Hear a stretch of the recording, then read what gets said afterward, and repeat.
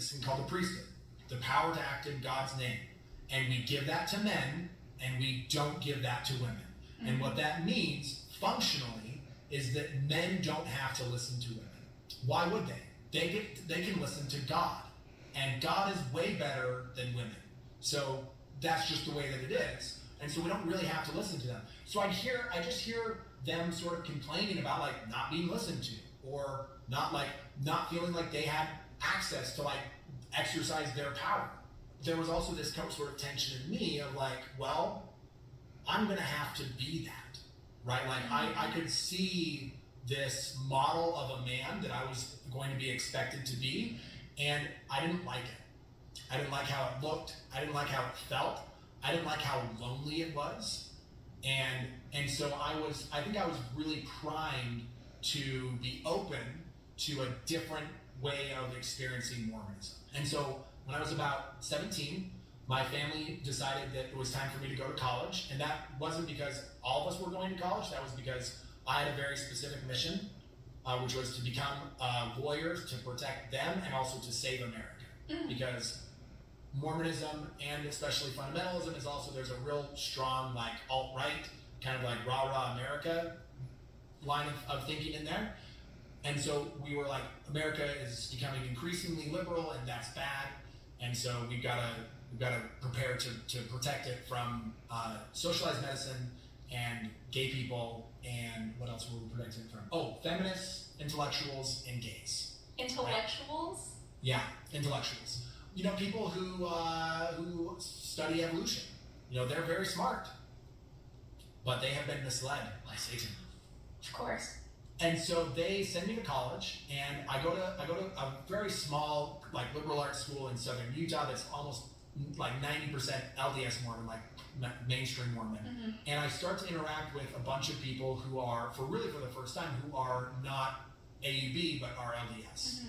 And for me, that was like the whole world I was like, oh my gosh, there's a way to be Mormon that doesn't have all of this baggage that I struggle with. So there was the misogyny, there was also the racism.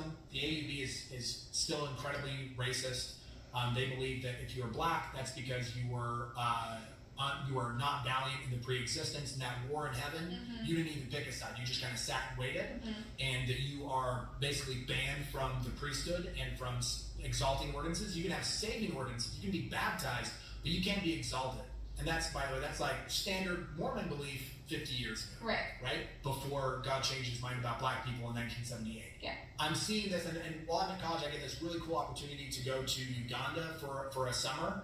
And so I'm suddenly the minority, right? I'm suddenly the one white person surrounded by all of these black people. And like my whole world cracks open. And I'm just like, there's nothing about me that is better or more worthy or more righteous or more anything than any of these people.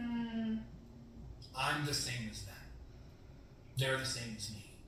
And so I come back from that experience, and I'm kind of in a funky spot. I don't really know what my next steps are. I don't really know what I'm going to do. I start dating a woman who's LDS, and so we start trying to figure out, okay, we've got to really make a decision here.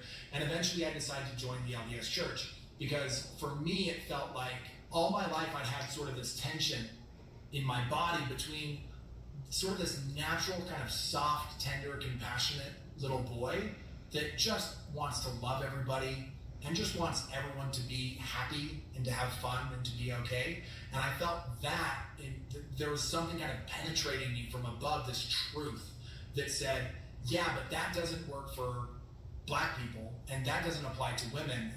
And I felt this real tension of like, ugh, what do I do with that? And so it felt like a way that I could sort of maintain most of my construct of how the world works, and then step into the compassionate person that is really more who I was, right? So I joined.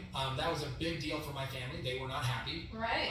Because I'd actually gotten a patriarchal blessing in the AUB, where it had been prophesied that my role was to actually unite the church and the priesthood back together. So that big split that I was born into, before I left the AUB, the patriarch gave me a blessing. He was like, your destiny is to bring those two together. which I have. So you were supposed to be the one mighty and strong to restore I the was true supposed to church. Wow, Ben. And you were